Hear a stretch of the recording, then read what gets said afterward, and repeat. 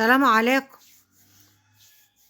هنعمل مع بعض الفيديو بتاعنا المتعادل اللي احنا بنعمله كل يوم انا وصديقتي. هنحكي بس عن عايزين ال... نبقى هنحكي عن مختلفة. مواقف كده حصلت لنا ياسمين، احكي عن الموقف بتاعك ياسمين. حاضر. كنت مرة في القاهرة عند خالتي، فخارجين أنا وماما وخالتي. حسك واطي قوي يا ياسمين، علي حس. كنت في مرة كنت في مرة خارجين. كنت عند خالتي في القاهرة وخارجين أنا وبنت خالتي وأمي اي. وخالتي. فاحنا سبقناهم ورحنا أنا وبنت خالتي على كافيه. فبنت خالتي طلبت شيشة تفاح.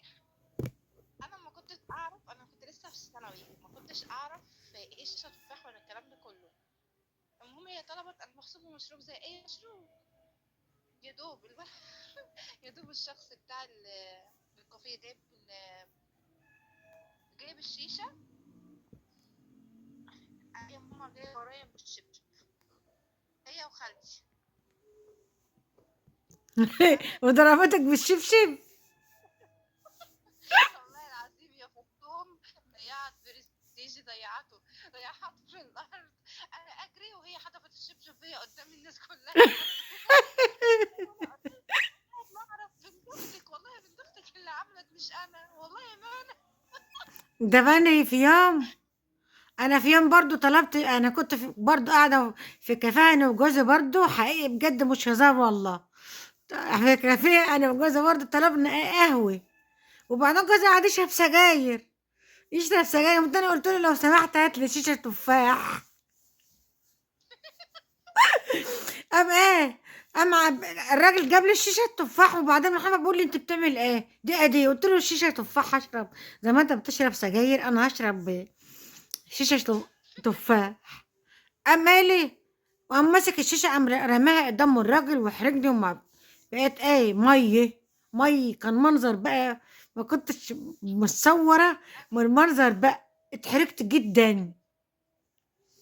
وبعدين برضو مرة، انت ما عندكش موقف تاني؟ لا لا لا، وهو ده الموقف الجامد بصراحة. مرة مرة ابويا، والله العظيم بجد يا ياسمين، مرة باباي اتعزم عند واحد صاحبه دي عزم اصحابه كله. أي. المهم كان في رمضان، اتعزم عند اصحابه كلهم. المهم حطوا الاكل وحطوا السفره وكده، وحطوا الاكل للفطار، وما فيش حاجه ناقصه. كان قايل لهم اعملوها، ما عملوهاش لمراته وعياله. قال لهم يا فين؟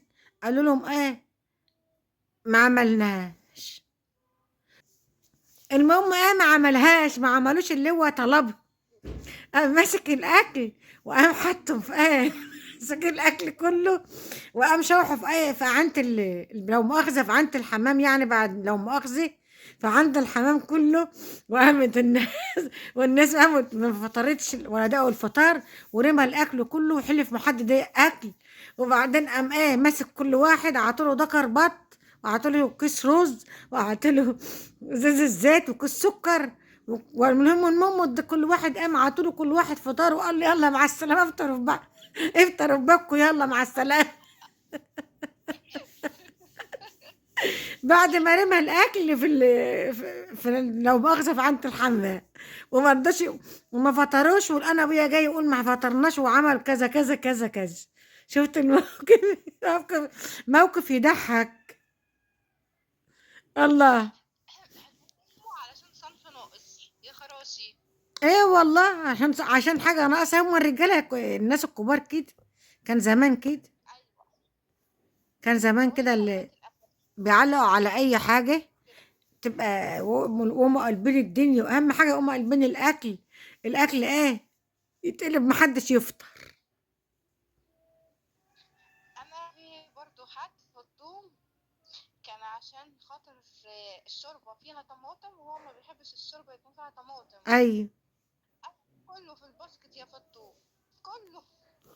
عشان ما فيش فيها طماطم. عشان فيها طماطم بتحط طماطم فيها بالغلط. اه، هو ما بحبش فيها الطماطم. ما بيحبش الطماطم في الشوربة. في ناس كده، في ناس ما بتحبش الطماطم في الشوربه فعلا. الأكل كله يا فطوم والمحشي كله كان في الباسكت. من البلكون. لا القطط اللي كانت يا فطوم. لا، انا في مره برضو جوزي، انا اتخانقت انا وجوزي.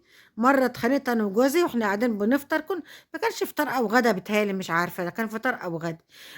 مش شاكلنا واحنا قاعدين، قام قلب الطبلية على الاكل، الاكل اتقلب كله على الارض والدنيا اتلبشت والاكل اترمى وما كلناه. طب ليه كده؟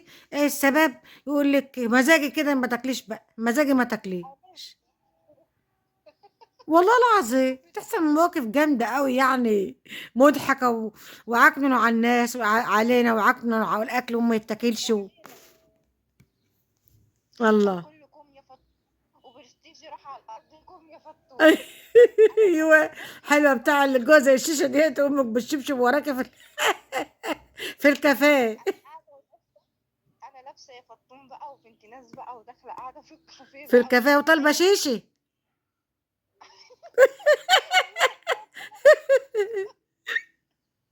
أهم حاجة طالبة شيشة. علي اللي جاي من أي. ورايا وبتجري انا اجري وهي تجري ورايا بالشبشب، وهي خلع الشبشب تجري ورايا بالشبشب، فانا ادي اجري وهي تجري مواقف، ورايا. مواقف حلوة، بتبقى مواقف حلوة والله، وحاجات حلوة بتحصل يعني. حاجات كتير هنحكي لكم، حاجات كتير حصلت معاني في الفيديوهات كتير ان شاء الله.